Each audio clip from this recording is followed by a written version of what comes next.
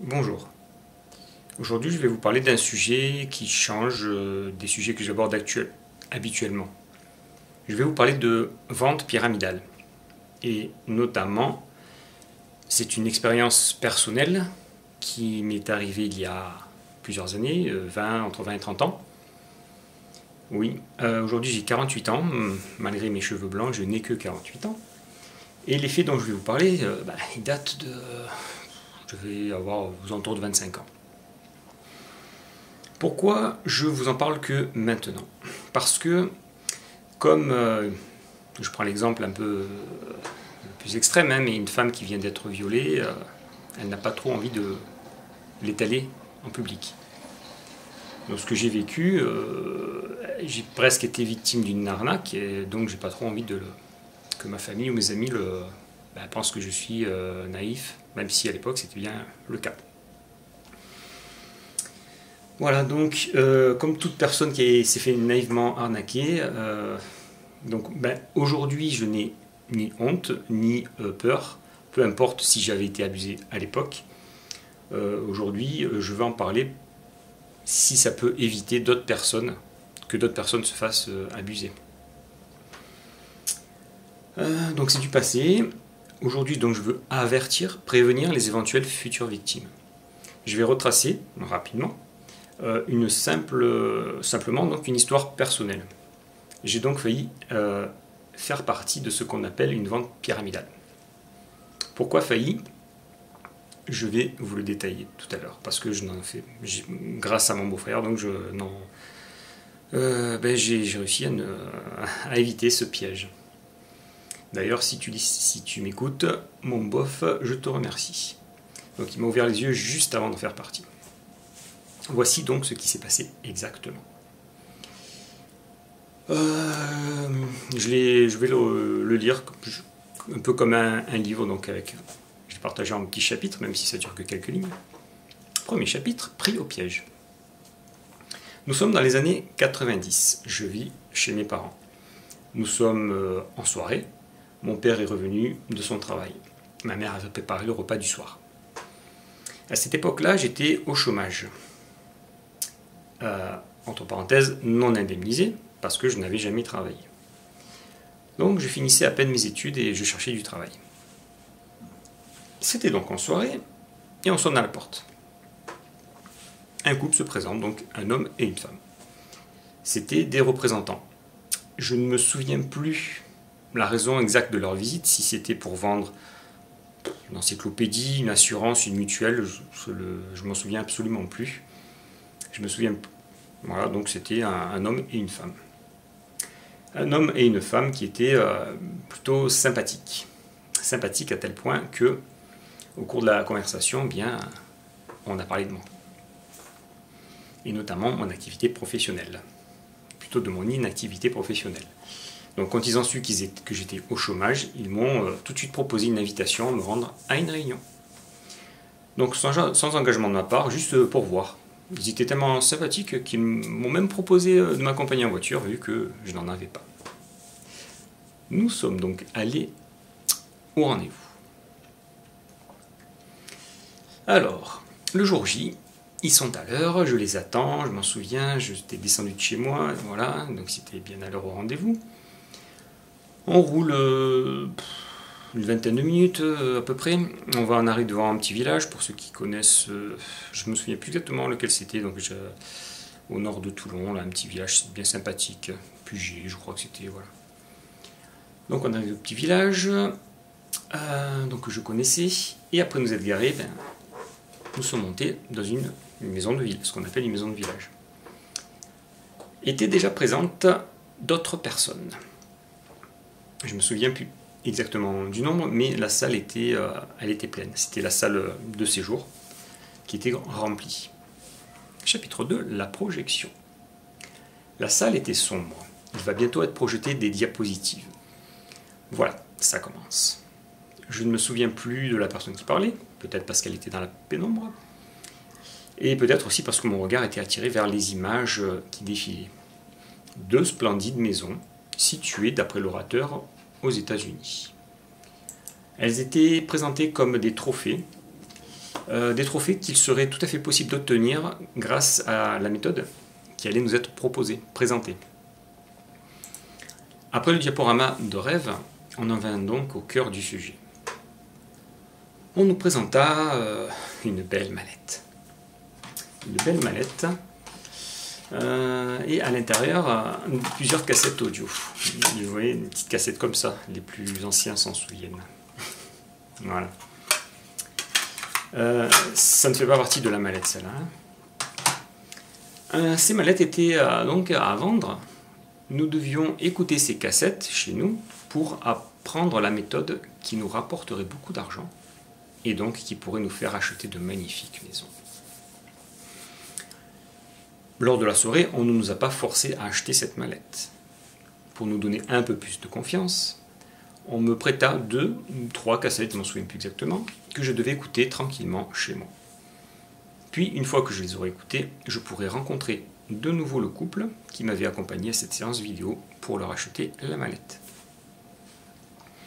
Chapitre suivant, les cassettes.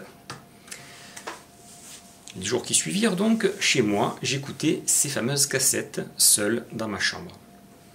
Dans un premier temps, je devais faire une liste. C'était une voix, une personne, un homme qui disait ce que je devais faire. Donc il disait, faites une liste, prenez une feuille de papier et autour de vous, faites une liste de absolument toutes les personnes que vous connaissez, de près, de loin, absolument toutes. Faites une liste de tous les noms. Toutes vos connaissances, donc. Il était clairement expliqué, et ensuite, donc, il était bien clairement expliqué, je l'ai noté, je l'ai écrit, je ne m'en souvenais plus, que je devais vendre ces mallettes à un maximum de ces personnes. Pour, d'une part, rentrer dans mes frais, après avoir acheté la mallette, puis ensuite pour devenir très riche, bien sûr. Et pour m'acheter les belles maisons. Alors, cet homme était très pédagogique, il expliquait sérieusement, calmement, avec une grande assurance. Moi, je buvais ses paroles, quoi. Enfin, je l'écoutais. Alors, il disait clairement, je m'en souviens, qu'il ne s'agissait pas d'une vente à la manière d'une pyramide, car si c'était le cas, le monde entier serait très rapidement... tout le monde serait dans ce système-là. Or, d'après les dires de cette personne, ça serait impossible que tout le monde accepte de participer à ça. D'ailleurs, c'est le cas, puisque autour de moi, je n'en connais pas. Peut-être qu'il y en a, mais que je n'en connais pas. Il ne le dirait pas. On ne m'a pas proposé l'achat de cette mallette, et ça, voilà, ça ne m'est jamais revenu. Peut-être que c'était il y a 20 ou 30 ans, ça n'existe plus. J'espère en tout cas. Alors, pendant plusieurs jours, j'ai donc écouté ces cassettes. Et puis en même temps, une chose importante là, je remarquais une chose qui ne m'était jamais arrivée, ou du moins pas dans mes souvenirs. Plus les jours passaient, plus j'avais ce qu'on appelle une boule au ventre. Cette fameuse boule au ventre là, quand on n'est pas bien, on va aller quelque part dans un endroit qui ne nous plaît pas, on a une boule au ventre. En général, c'est au travail. Bon. En général, mais pas que. Chapitre suivant, merci mon bof. Samedi. C'est aujourd'hui que je dois acheter la fameuse mallette. Je suis allé retirer de l'argent au distributeur de billets. Je me souviens, mais vraiment absolument pas du tout du montant. Peut-être parce que j'ai voulu, par la suite, oublier cette regrettable histoire. Ensuite, par ce que j'appelle peut-être de la chance, j'ai croisé ce jour-là mon beau-frère. Je ne sais pas ce qui m'a poussé à en parler. Je ne m'en souviens plus exactement comment le sujet est venu sur le sujet. On en a parlé. Et il m'a dit, bah, prof, en rigolant comme ça, bon, ça c'est une arnaque, c'est du n'importe quoi. Et voilà, l'après-midi, donc j'étais parti tout seul, j'ai pris le bus en direction du rendez-vous. On devait se rencontrer au centre-ville, pour ceux qui connaissent la place de la Liberté à Toulon. La boule au ventre était de plus en plus insupportable. Samedi après-midi, place de la Liberté. C'était le lieu du rendez-vous. Je rejoignis le couple. Au milieu de la foule, ils m'accueillirent avec un grand sourire. Pour la petite anecdote, il y a des détails qui reviennent comme ça. Je venais juste d'aller chez le coiffeur. La femme me dit « Oh, tu as été chez le coiffeur ?» Oui, ben, j'ai été chez le coiffeur. En quelques mots, je m'excusais de ne pas pouvoir acheter la mallette. Je me souviens plus exactement ce que j'ai dit. Là, j'essaie de me souvenir en direct. Soit j'ai dit que ça ne m'intéressait plus, enfin je ne sais plus exactement ce que je leur ai dit. Et tout de suite, leur sourire, ils se sont effacés. Et là, ce qui m'a étonné, enfin tant mieux, je pensais qu'ils allaient insister, ben non, ils n'ont pas insisté. Au contraire, j'avais l'impression qu'ils voulaient vite partir. Ils me posaient pas de questions, ils n'ont pas cherché à comprendre.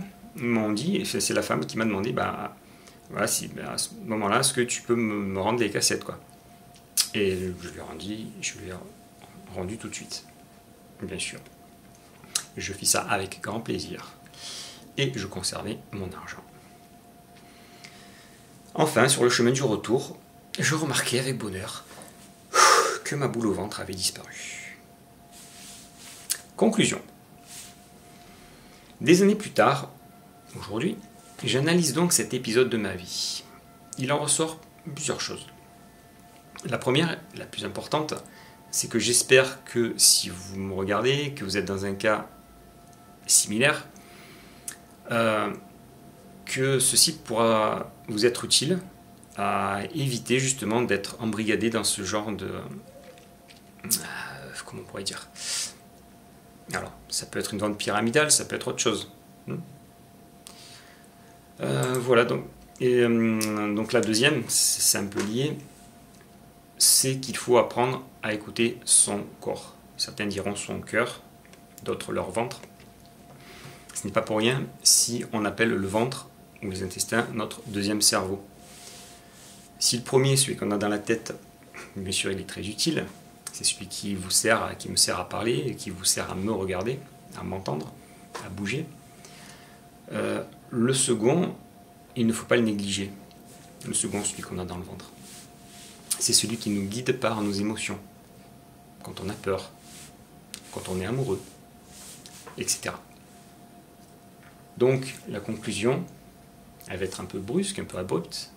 Tout simplement, et apprenons à écouter notre deuxième cerveau. C'est là où je voulais en venir.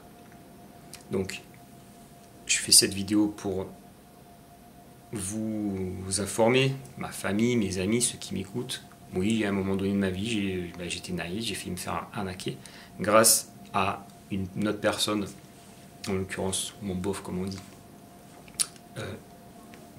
Et pourquoi j'en ai parlé à ce moment-là aussi, je ne sais pas. Enfin, grâce à quelque chose, j'ai pu éviter de me faire arnaquer. Si j'avais acheté cette valise, qui sait où je serais aujourd'hui? Peut-être avec une grande maison. Si j'avais l'esprit arnaqueur, j'aurais arnaqué plein d'autres gens. Ou peut-être à la rue, j'en sais rien. Mais le fait est que j'ai pas acheté cette valise. Et chose que j'ai apprise, donc, c'est à écouter notre deuxième cerveau. Chose que j'invite à faire savoir. Voilà, passez une bonne journée, j'espère que cette vidéo vous a plu. Je le dis pas à chaque fois, mais je le dis maintenant dans cette vidéo.